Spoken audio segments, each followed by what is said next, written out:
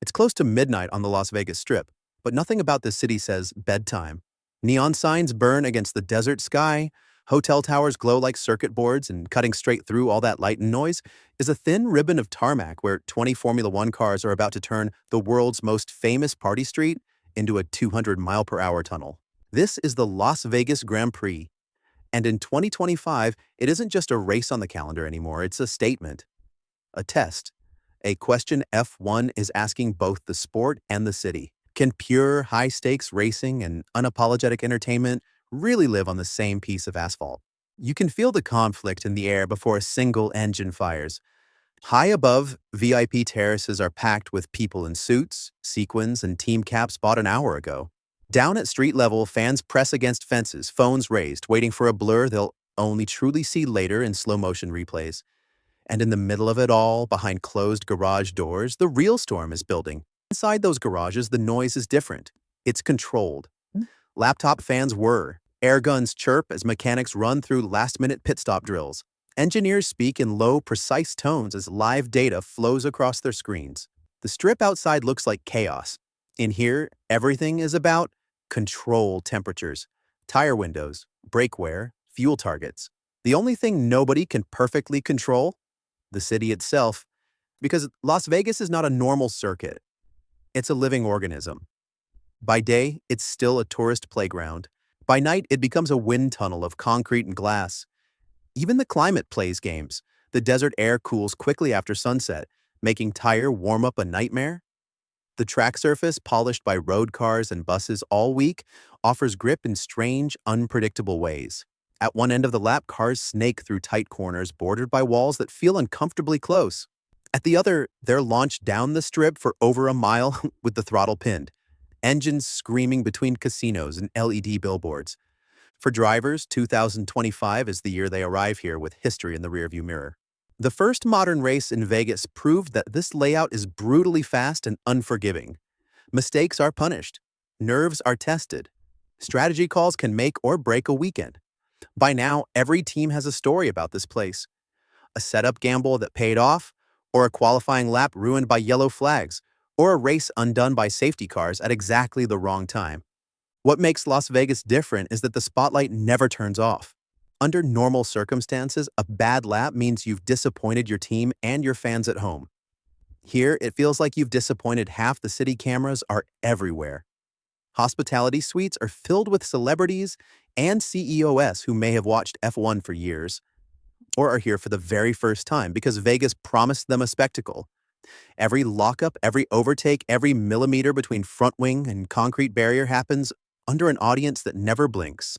And yet, strip away the lights, and this race is as pure as it gets. On the formation lap, that's all the drivers focus on. Not the show, not the fireworks stacked and waiting on hotel rooftops, not the choreographed drone displays mapped across the sky. Just the track, the car, the start procedure. 20 cars leave the grid, weaving carefully to build a temperature in tires and brakes, engines humming at low revs as they climb through the gears and learn, once again, how the night feels. They know where the bumps are now, where the manhole covers were reinforced, where the asphalt changes shade and grip level with it. They know the braking markers that really matter, those tiny reference points on walls and bridge pillars that never appear on TV, but mean everything when you're trying to stop from over 330 kilometers per hour. They also know what's at stake.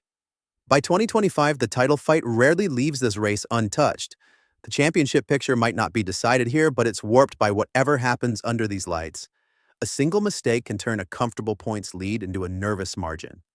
A moment of bravery, a late braking move into a chicane, a bold pit stop under safety car, can turn an underdog into a genuine threat. As the cars peel back into their grid slots, the noise builds. Engines rise from a simmer to a sharp, angry buzz. Mechanics kneel in their places, hands hovering near the car but not touching. Once the 15-second board flips, the air feels thin, charged. For a heartbeat, the strip is quieter than it's been all day. Then the lights come on. 1, 2, 3, 4, 5 red squares glow above the track, washing the grid in hard, unreal light. Every driver locks in. The casinos to the left and right blur into mere shapes in their peripheral vision. The roar of the crowd falls away. There's just the clutch bite point, the revs, the instinctive calculation of risk and reward. The lights go out. The silence is torn apart as 20 cars launch forward, Tigers clawing for grip on a surface that's still colder than anyone would really like wheel spin. Some find the perfect start, others hesitate just enough to lose a row by the first corner. Sparks slide out from under floors as cars bounce over bumps, jostling for position into turn one where the track narrows and courage suddenly matters more than horsepower. From here, the race splits into layers. Up front, the title contenders wage their own private war, trading lap times in tenths and hundredths, each trying to pull the other into a mistake. Behind them, midfield teams fight for relevance and survival. Every point is money, every overtake a small victory in a season-long struggle. At the back, rookies and stand-ins try to prove they belong, wrestling their cars through a circuit that punishes inexperience. Vegas amplifies all of this. The long, flat-out blast down the strip becomes a psychological battlefield. You're slipstreaming at insane speeds, judging the car ahead by tiny movements of its rear wing. Do you pull out and go for it, braking later than feels sane into the next chicane? Or do you wait, save your tires, save your battery deployment, and trust there will be another chance? Every lap, that decision comes around again, framed by flashing neon and giant screens, selling a different kind of gamble. Strategy is its own game here. Tires cool quickly behind safety cars. Grip disappears if you push too hard too early. But track position is the king on these walls-lined streets. Pit too soon, and you might get trapped in traffic. Stay out too long, and a safety car can undo everything you build. On the pit wall, engineers stare at their screens, running thousands of simulations in real time, knowing that at some point, they'll have to ignore the model and trust a gut feeling. Meanwhile, the city watches. In hotel suites high above the track, guests who came for a weekend of shows and restaurants find themselves unexpectedly invested in lap times and tire compounds. In the grandstands, lifelong fans who traveled across the world sit beside people hearing DRS and Undercut explained for the first time. Casinos beam highlights onto massive exterior displays. For a few hours, the strip's usual obsession with cards and dice shifts to apexes and braking zones. And through it all, the desert waits just beyond the glow. A reminder that this entire spectacle is temporary, an ultra-bright flare against a dark, quiet landscape. As the laps tick down, the race compresses into moments. A late race safety car sets up a final sprint. The field bunches together, old gaps erased, new possibilities opened. Leaders dive into the pits for fresh tires, pit crews performing flawless sub-3-second stops into the most intense pressure of the weekend. Some gamble on softer compounds, hoping they'll survive the closing laps. Others stay out, banking on track position and defensive driving to hold off the charge. When green flags fly again, the strip feels even narrower. Cars fan out under the hotel lights, weaving to break slipstreams, hunting for the smallest mistakes. One daring move into a tight corner earns a place on the podium and a permanent spot in highlight reels. One tiny lockup sends a car wide, costing 3 positions and rewriting the championship math before sunrise.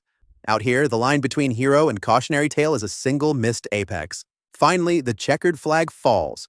The winner crosses the line, engine screaming, lights flashing on the wheel as years of work, simulations, wind tunnel hours, exacting setup changes, condense into one perfect result on one imperfect street circuit behind.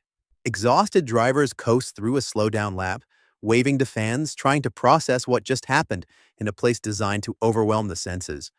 The strip roars. Fireworks erupt from rooftops, painting the sky in color.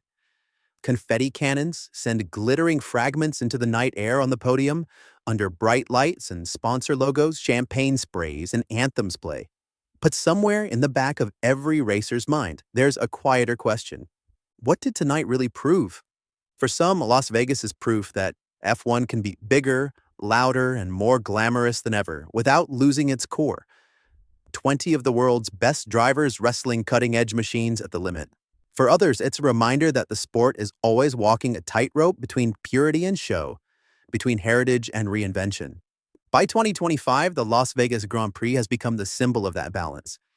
It's a race where you can stand beside a fence, feel V6 engines vibrate in your chest, and watch a car brush the wall with millimeters to spare.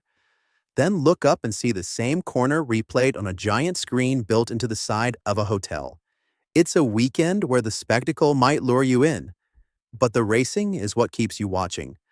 And when the last car disappears into the paddock, when the barriers are slowly taken down and the strip returns to taxis, tourists, and late-night food runs, the tire marks remain for just a little while.